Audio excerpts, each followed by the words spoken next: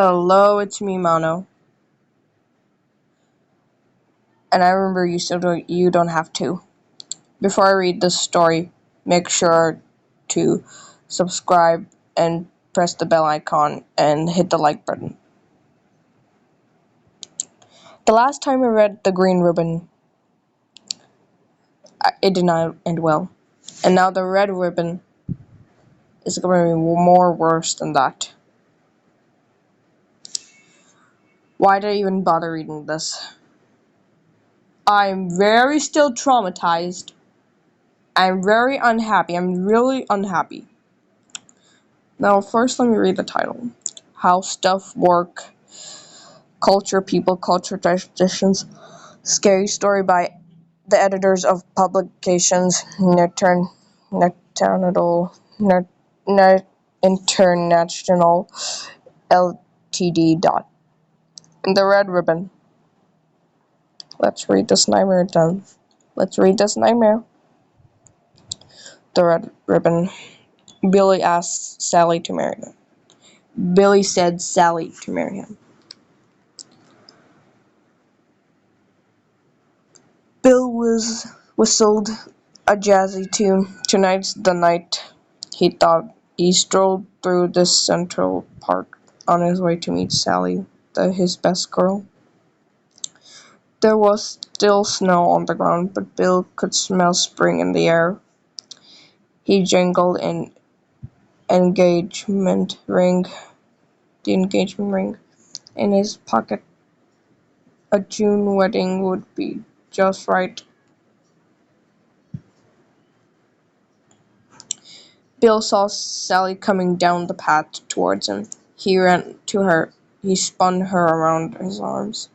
Sally squealed with delight.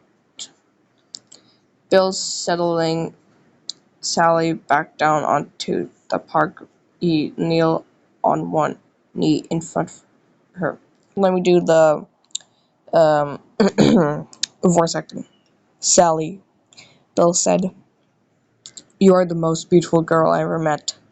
I love you and I want you to be my wife. Will you marry me? Sally laughed and said, yes, I will marry you. As Bill gazed lovingly to his bride-to-be, his eyes lingered on the red velvet ribbon Sally always wore around her neck. Why do you always wear that red ribbon? Bill asked.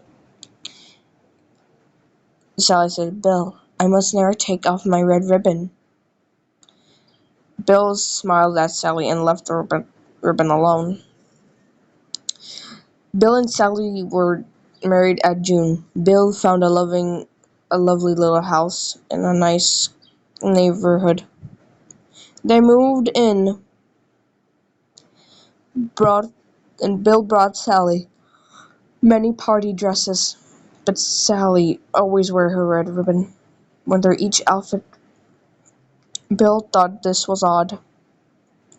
Sally just smiled and said, I must never take my ribbon off.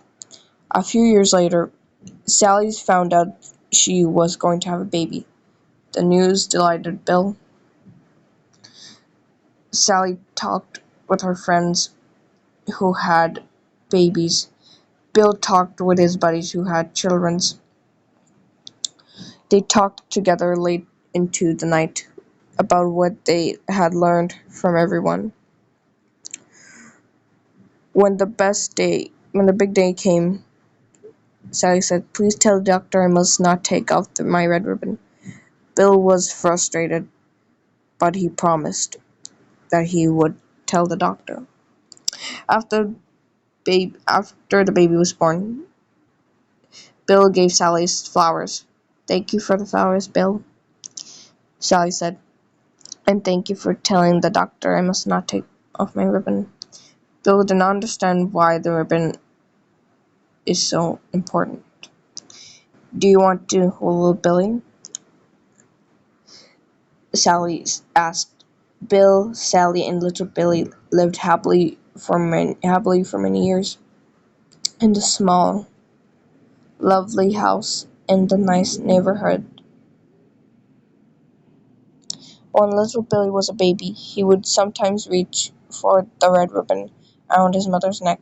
Sally would gently take his little hands in hers and coo at him, saying, "Mommy must never, ever take off a ribbon." The, rubber, the red ribbon had frustrated Bill for a long time. He loved Sally with all of his heart, but did not understand her need to wear the red ribbon. Bill gave Sally a new necklace for their anniversary.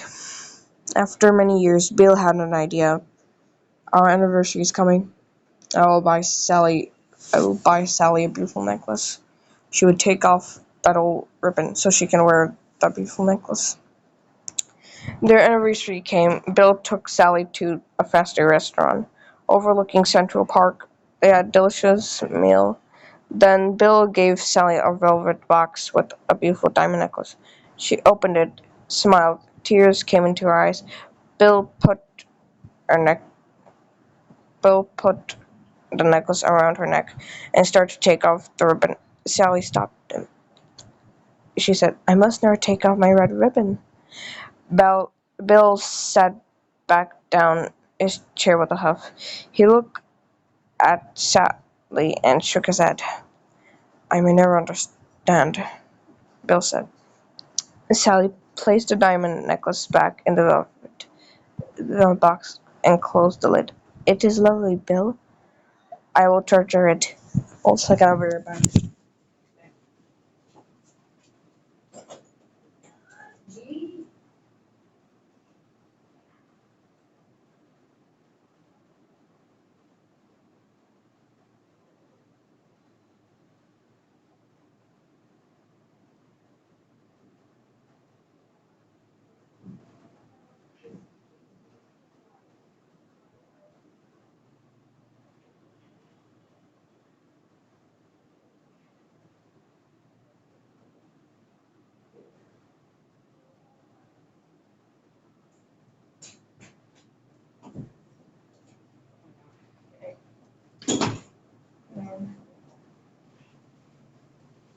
Sorry, it was a bit long.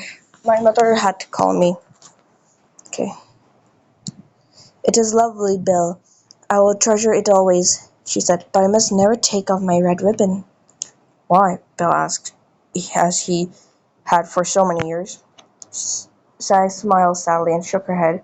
She did not want to answer him. Later that night, Bill was still awake. "I love Sally more than any in 20 years, but she insisted on wearing that horrible red ribbon on her neck. I think it's about time I found out why." Bill got out of the bed and walked around to Sally's side. Bill carefully pinched the ends of the bow on the ribbon. He began to slowly pull on the ribbon. "Oh no.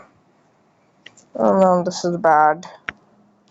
Bill began to untie the ribbon around Sally's neck.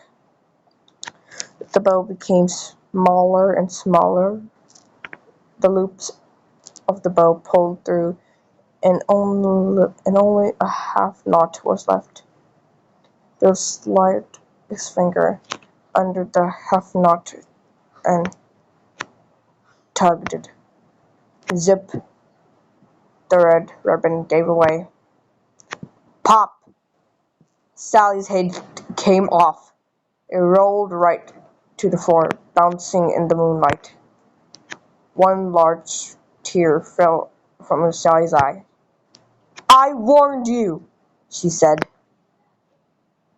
Discover Robert Louis Stevenson's classic characters in the next story, Dr. Jekyll's Diary. Now, I think the moral of the story is never take off the ribbon again, ever.